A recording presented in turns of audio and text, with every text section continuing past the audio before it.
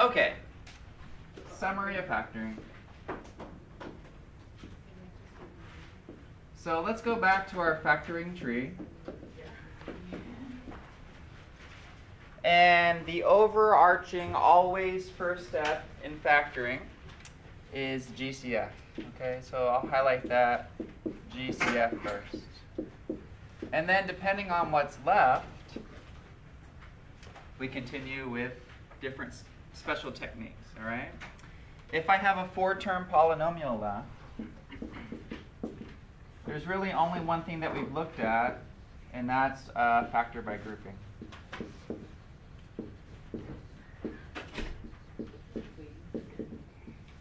Okay? Then we spent several days on if it's a 3-term polynomial or a trinomial. We had 2 techniques to look at. One was the AC method, and one was we called trial and error.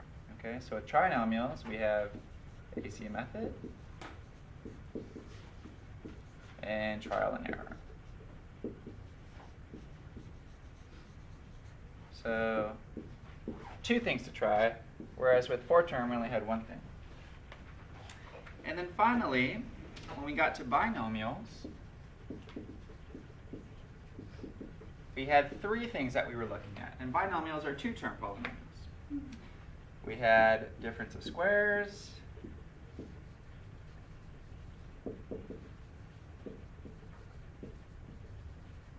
a difference of cubes, and a sum of the cubes. All right? So this is what you're going to have to deal with this section, okay? And sometimes you're going to have examples where you factor out the greatest common factor, and maybe you have a difference of squares, you factor that, and it still can be factored further, okay? So these are going to be like, take the GCF out, look at what's left, try to factor that, again look at what's left, see if you can continue factoring, okay? So the overall thing for this section is a summary of all of this stuff combined and to factor completely. And when we say factor completely, that means just keep factoring until it cannot be factored down any further, okay? So some of these are pretty big problems. Let's take a look at one. How about I start with 4w to the 5th minus 64w. Okay? Seems like a pretty harmless problem. And the directions for this will be simply factor completely. Factor this completely. Okay, so what would be my first step? You tell me. Should be pretty obvious since it's sitting over there, right? Greatest common factor. What is the greatest common factor in this thing? 4w. Great. So I pull a 4w out. All right. When you pull out a 4w, what is left? 4w times what will give me w to the 5th? W to the 4th minus 4w times what will give me 64w? 16. Okay, great. Am I completely done with this? No. Well, I have a binomial sitting here, right? So is this binomial any of these special things? Is it a difference of squares? Is it a difference of cubes? Is it a sum of cubes? Well, if this was a perfect square and this was a perfect square, it would be a difference of squares. And 16 is a perfect square, right? 4 times 4. W to the 4th, any even power with variables is a perfect square. W squared, okay? So that can be factored further. So let's do that. This is a difference of 2 squares. And that will factor w to the 2nd minus 4 times w to the 2nd plus 4, right?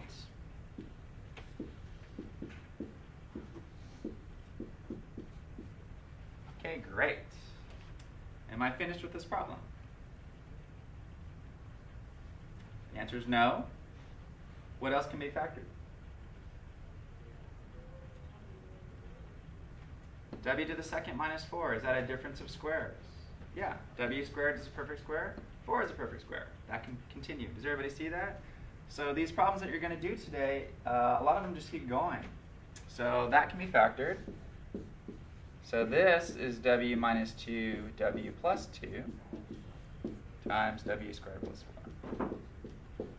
Okay, finally, I'm at this point. Is everything factored completely? And the answer is yes. That's our answer. 4 factors. Okay? So everybody understand? So this one, we pulled the GCF out first. It had a difference of squares. We factored the difference of squares, but that brought out another difference of squares. And so we factored that difference of squares. Okay? And your job today with factoring completely is you just keep going and going and going until it's completely factored as much as possible. All right.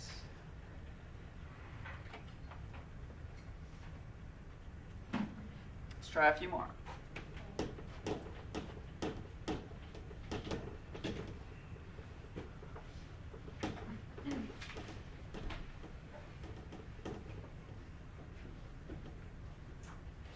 Okay, how about this one? X to the third plus 4x squared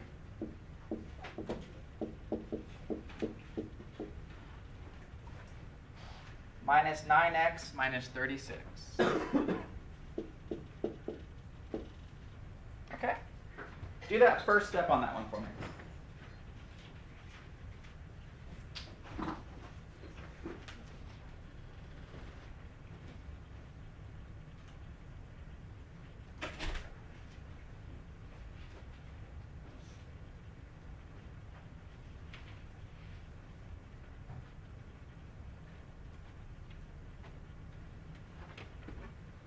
So the first step would be to recognize this is a 4-term polynomial, right? And then to see if there's a greatest common factor common to all 4 terms. And since there's no x in this, all the other ones have x, but this one, there's no number here, so there is no GCF. Okay, so I'm ready to move on to step 2. 4-term polynomial, try to factor by grouping. Okay, great. If I group these guys together, that produces a common factor of x to the second. If I group these guys together, it produces a common factor of -9. Okay, so try that. We'll have x squared, x plus 4, minus 9, x plus 4.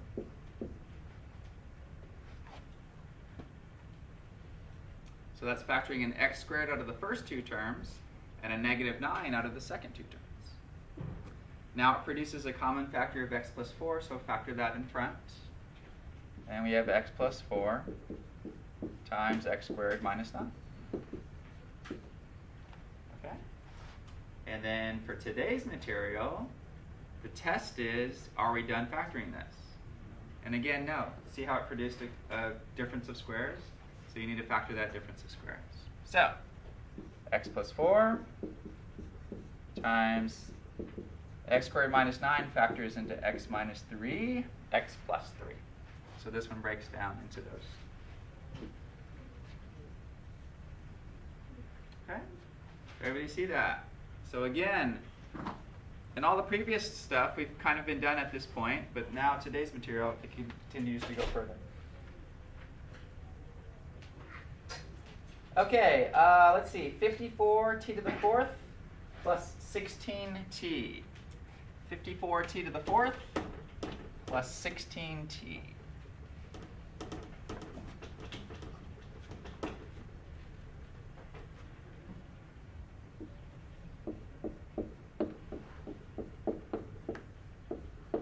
Okay, start with the binomial.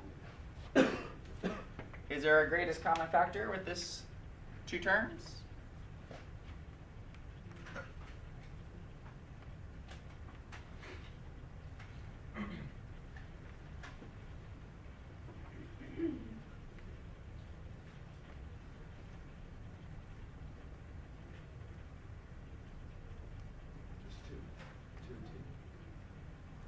Just 2t?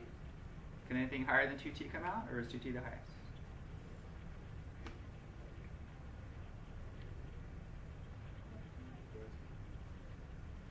Does 4 go into 54? No. Okay, so it's okay. I mean, let's try 2t first. And you can always tell when the numbers come down if there's something bigger. Okay? So if I take a 2t out, what goes in parentheses?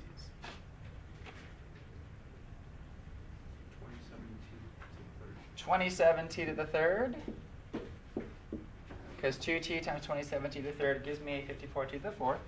Plus 2t times what gives me 16t? 8. Great. Now, it should be pretty obvious.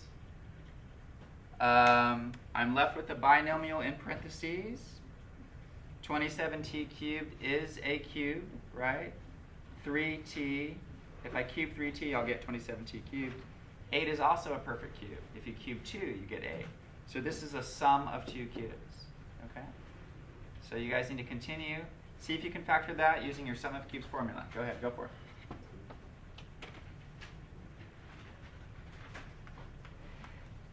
So I'll help you do the first part, and then you tell me what the second part is. The first part is going to be 3t plus 2, and then you finish off the rest.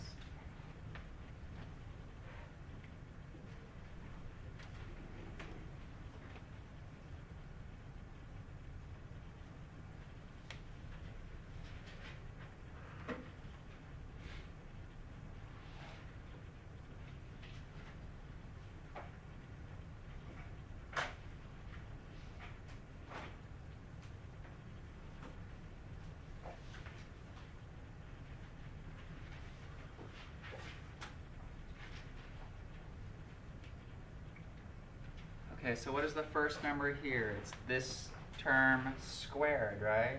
3t times 3t is 9t squared. Then it's minus this guy times this guy, which is 6t. Then it's plus this guy squared. 2 squared is 4. Okay. Now the good news is, if you do a difference of cubes or a sum of cubes, this second piece is going to be a trinomial, but the good news is that's not going to factor further, okay? So once you do a sum of cubes or difference of cubes and you're looking at the trinomial, that won't go further, so you're done. All right? If you're having problems with today's material, it's because you're not super good yet at identifying and then using the formulas, okay? And that's what you have to be amazing at for this test coming up. You have to be great at factoring, knowing what to use what. Yes? When is the test? Not till we finish 7-3, so we have a lot of time. Okay. And that whole test is pretty much, or a large portion is on factoring. Okay. All right, let's keep going. Putting it all together, summary of factoring.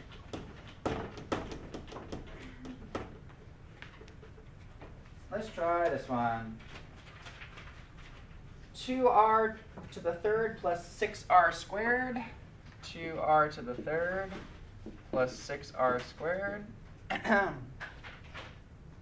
Minus 2r minus 6.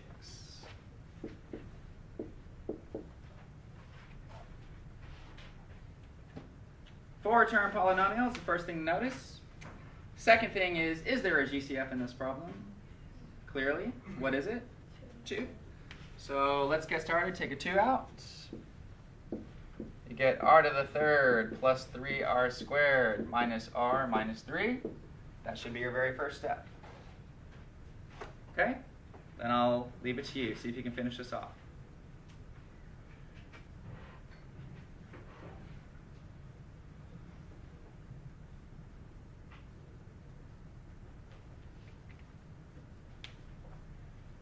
Four-term polynomial, factored by grouping.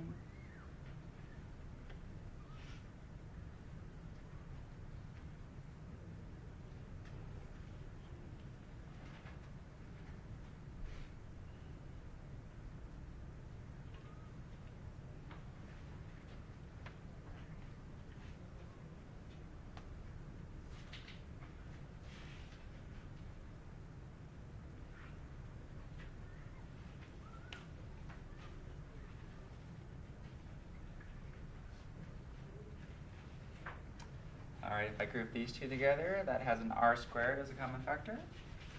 if I group these two together, it just has a -1 as a common factor. Okay. We know this 2 is just going to tag along and be part of my final answer, so just bring that 2 down. And let's work on the middle here. If I take an r squared out, you get r plus 3. If I take a -1 out, you get r plus 3. That produces a common factor of r plus 3. So I bring that out front. So I have r plus 3 times what's left over, which is r squared minus 1. Okay? R squared minus 1, pretty big hint, something perfect squared. It's a difference, so that's a difference of squares, right? R squared minus 1 can be factored further. So I need to recognize that and continue factoring. R minus 1, R plus 1. Okay.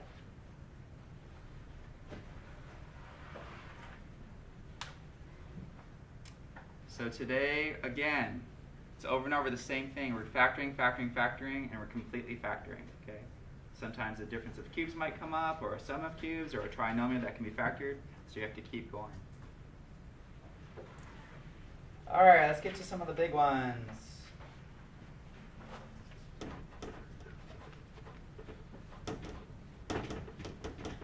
And obviously you need to be good at all the previous sections to put them all together like this, okay? So it's important that you really go back and review this stuff. All right, let's try this guy. 3x to the 5th minus 12x cubed minus 3x squared plus 12.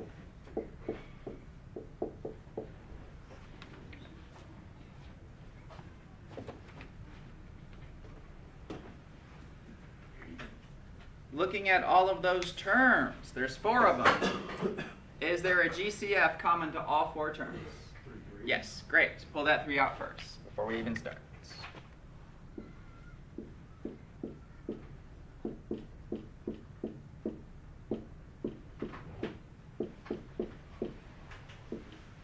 Okay. So all I've done so far is I noticed that there was a GCF of 3. I know my first step in factoring is to take the GCF out. Now I'm still left with 4 terms. I'm going to factor by grouping because it's 4 terms. With these 2, I'll pull an x cubed out. With these 2, there's really not much I can do except pull out a -1. Okay? So pull an x cubed out of the first 2 terms in the parentheses, pull a -1 out of the second 2. And let's see what happens. So again, I'm just dragging this 3 down. It's going to be there the whole time. I'm going to pull an x cubed out, and I get x squared minus 4. I'll pull a -1 out, and I get x squared minus 4. All right?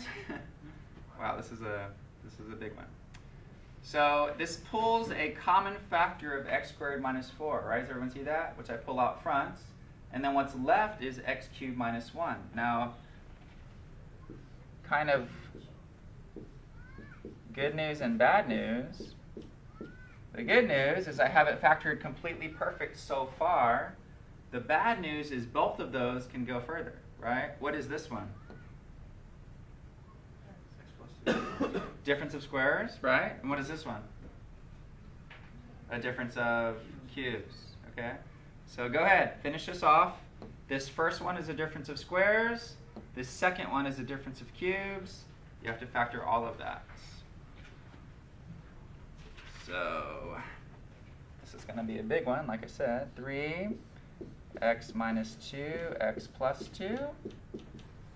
And then you're going to have x minus 1. And I'll see if you guys can finish off the difference of cubes.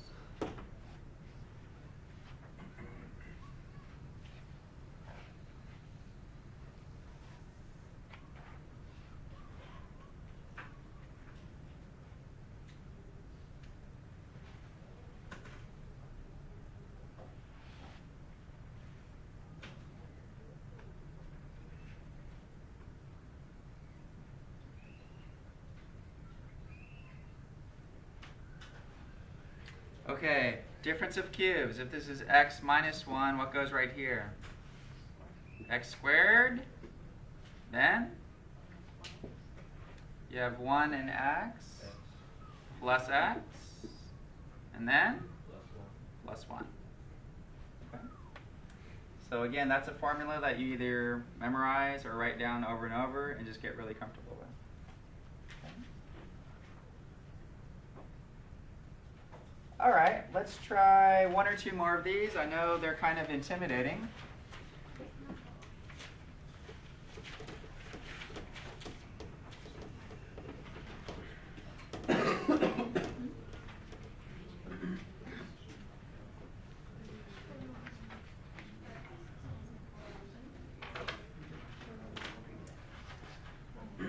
All right, let's try one or two more. How about 24x to the third minus 4x squared minus 160x. 24x to the third minus 4x squared minus 160x. Okay, tell me two things that you notice right away. GCF, and how many terms do I have? 3. So it's a trinomial, okay?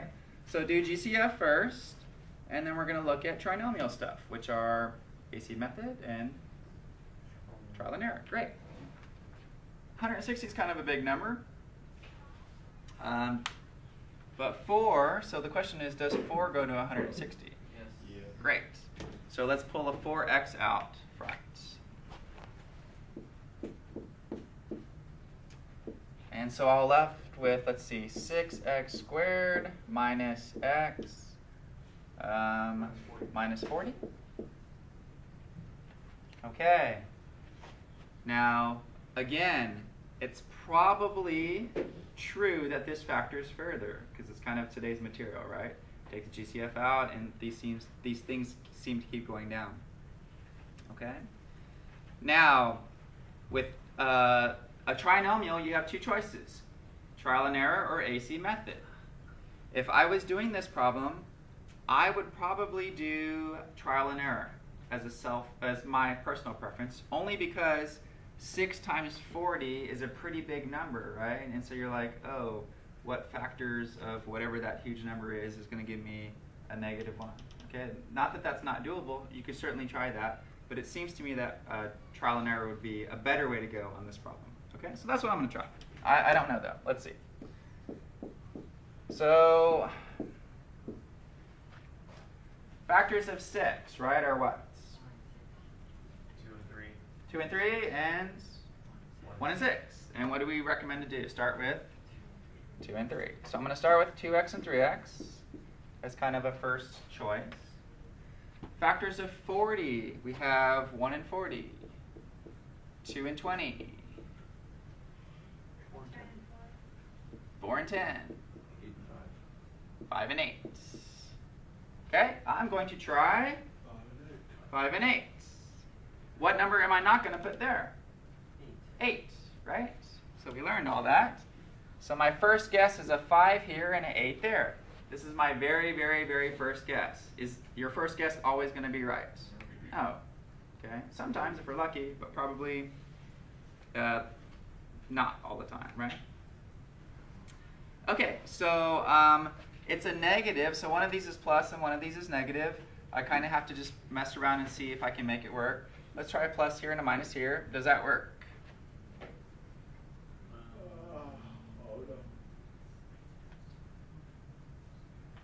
So I know 2x and 3x gives me 6x squared, and I know 5 and 8 give me 40, because we've got those from the factors. What I'm checking is the middle term. Is 2x times positive 8, that's positive 16, minus 15, which leaves me positive 1, okay? So it's very, very close. All I needed to do is make this a plus and make this a minus, okay? And in the middle terms, if I check that, that will give me a negative 16x and a positive 15x. And a negative 16 and a positive 15 give me that negative x. And that's it. So that wasn't bad at all. Okay? It was basically a trial and error, and I got it on my second try.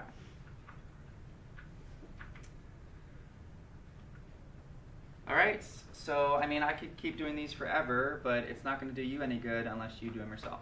Okay?